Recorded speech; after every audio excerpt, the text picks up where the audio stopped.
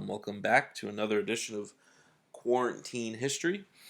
This video is the last video that will deal with the Vietnam War.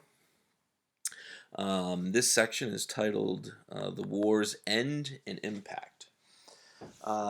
So at the end of last video, Richard Nixon had won the presidential election of 1968, and he was taking over for Lyndon Johnson. With Tet happening a few months earlier, America basically decided this is a war we cannot win, and this is a war we need to get out of as soon as possible.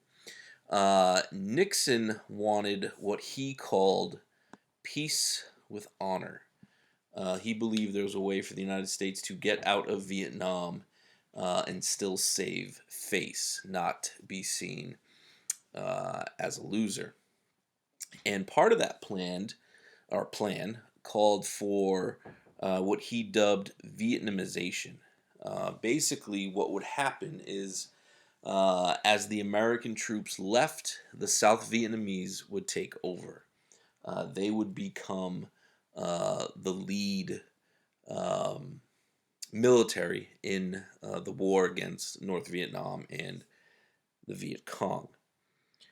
Now, Nixon, in the 1968 election, had basically said, "If you elect me, I will end the war." And so many Americans believed, he would end the war relatively quickly. However, he will not do that. In actuality, he will widen the war. One of the reasons he does widen the war is because of this. The Ho Chi Minh Trail. The Ho Chi Minh Trail was this network of paths and underground bunkers and roads leading from North Vietnam into South Vietnam. The problem was most of it was located in Cambodia, and the North Vietnamese would use it as the supply route or as the way to get supplies into South Vietnam for the Viet Cong. But like I said, most of it was located in Cambodia. And if you can see from the picture here, you can kind of see basically the Ho Chi Minh Trail would sort of wrap into Laos and then Cambodia. So Nixon believed they needed to attack, or not attack Cambodia, but they needed to actually go into Cambodia to stop the use of the Ho Chi Minh Trail. The problem was Cambodia was a neutral nation, and they didn't really have the authority to do so. He did it anyways. He will basically bomb the Ho Chi Minh Trail and send U.S. troops into Cambodia. If you can see in the picture here, sort of this darker area in Cambodia, that's where the Americans were going into. So in April of 1970, about a year and a half after becoming president, the United States went into Cambodia, and Americans were not happy. And there would be protests all over the country, and one in particular happened at Kent State University in Ohio. And at Kent State, the college kids had been protesting for a few days about Nixon, quote unquote, widening the war. And after a few days, the school called in the National Guard. The National Guard came in and after using tear gas, started to open fire onto the students. And they killed four. Four students were killed May 4th, 1970. And as I record this, it is the 50th anniversary of that incident. And it was so shocking to Americans that basically their government was killing protesters. The National Guard had done this. And it outraged a lot of people.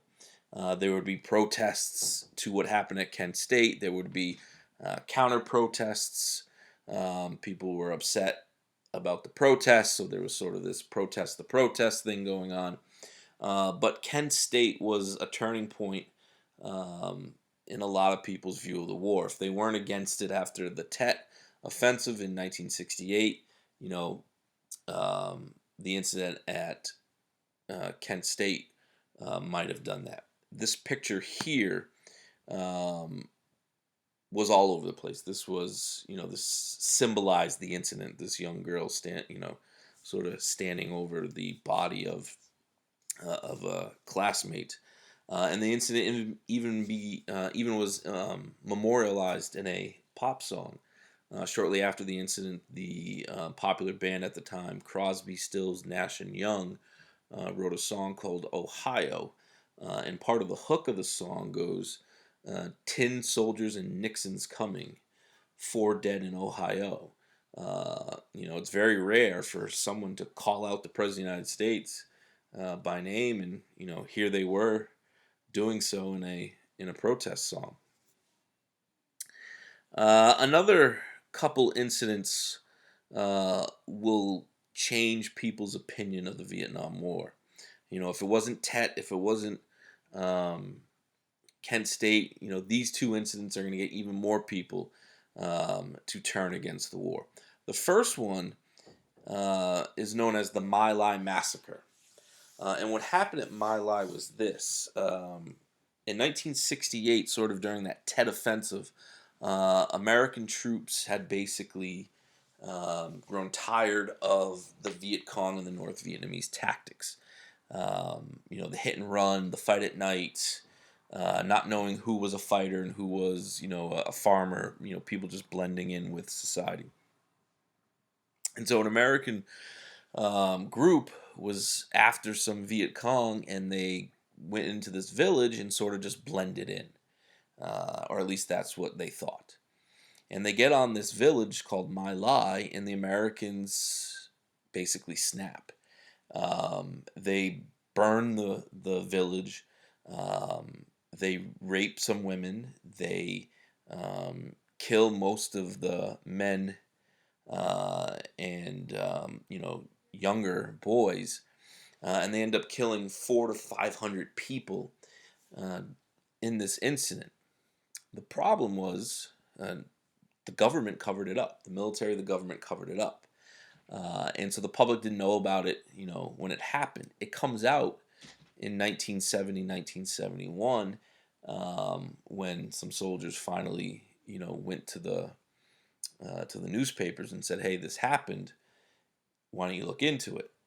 And Americans were horrified. You're not supposed to kill civilians. America's the good guy. We don't do things like that.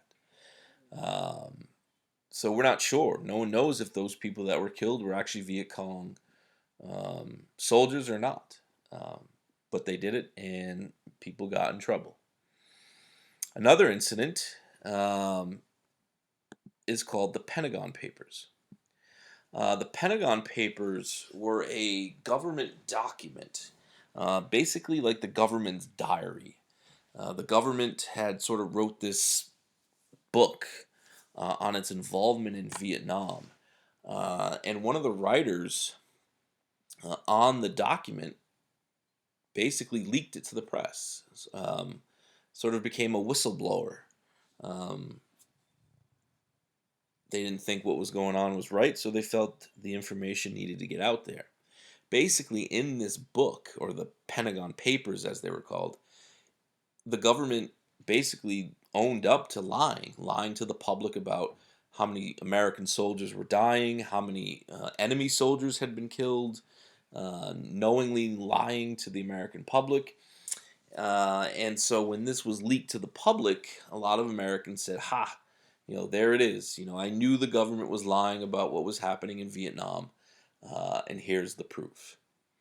Nixon even went so far as to block the publication of the Pentagon Papers in the New York Times, and there was a Supreme Court case called the United States versus the New York Times, and the government lost. The Supreme Court ruled in favor of the paper and said, no, this is freedom of speech. The people need to know what happened.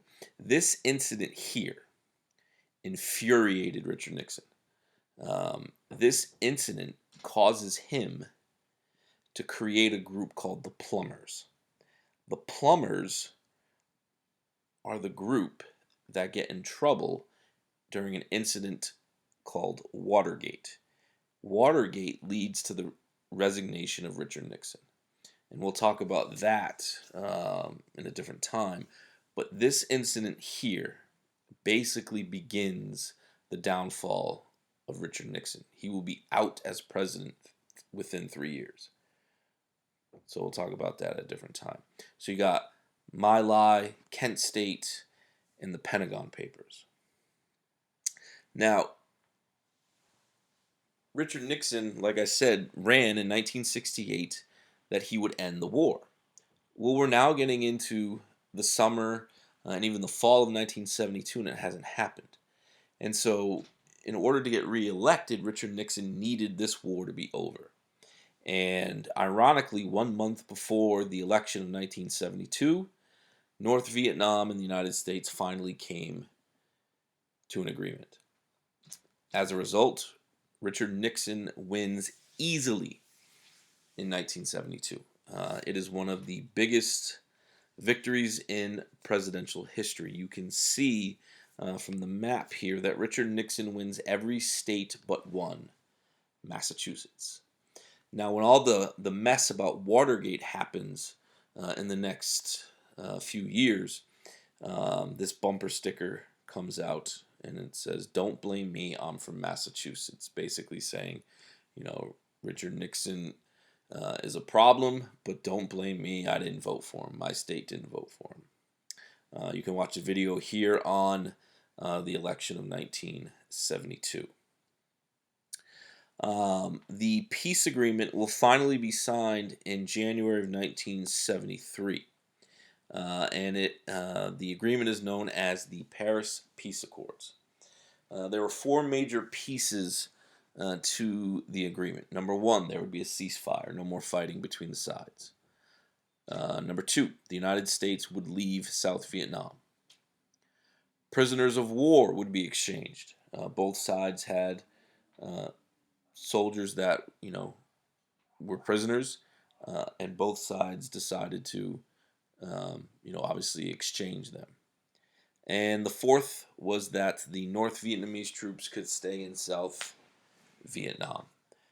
Basically, the United States was saying, we're done, we're out of here. It's all on you now, South Vietnam.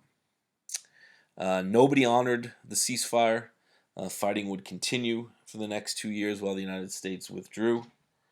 And in April of 1975, the last American soldiers left South Vietnam. So the first American soldiers land in March of 1965. The last soldiers leave April of 75. So we're basically there for 10 years. This picture was taken during the fall of the capital of South Vietnam, which was Saigon. And this is the top of the American embassy. And basically this helicopter was taking people who were friendly with the United States or felt that if they didn't leave, they would be killed by the North Vietnamese or the Viet Cong. And basically they're trying to get out before the Americans left. And this is actually the last helicopter to leave. And you can see there are a lot of people waiting for a ride that didn't get one. And this picture was all over the world's newspapers. Sort of America, America lost. They're on their way out. Now, in the Vietnam War, 58,000 American soldiers will be killed. Another 300,000 wounded.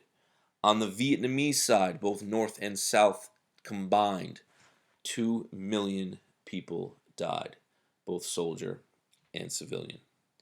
The domino theory did happen, but not to the scale that the American government thought it would, 20 years earlier. Cambodia and Laos did become communist nations. American veterans did not get treated the way other veterans of wars did. After World War I, World War II, Korea, especially World War II, American soldiers were, ticker tape parades, the GI Bill of Rights. They were seen as heroes. These soldiers were basically seen as killers. The American public did not treat the veteran of Vietnam the way they should have. And as a result, a lot of veterans are shunned. They're spit at when they come home. A lot of them take substance abuse or become addicted to different items, and it was a tough time for these veterans. They didn't know why they were being treated the way that they were. So that is it for the Vietnam War. You can argue that the Vietnam War is the first war that the United States loses. Um, it's a war that divides the country, and it's a war that Americans didn't really know why we were fighting. There wasn't a bad guy. It was more of ideology. So that's it for the Vietnam War. Next time we meet, not sure what we're going to be doing yet, but I'm sure it'll be something interesting. So until then, be good. See you later.